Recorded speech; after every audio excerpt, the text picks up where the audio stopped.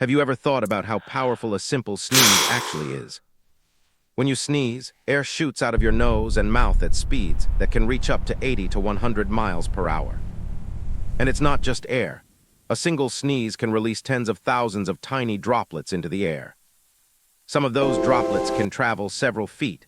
The smallest ones can even float in the air for minutes. It starts when something irritates your nose. Your brain triggers a reflex. Your lungs fill with air, your chest muscles tighten, pressure builds. And then suddenly, that pressure is released in one powerful burst. That's why covering your sneeze really matters. One small moment can spread thousands of microscopic particles.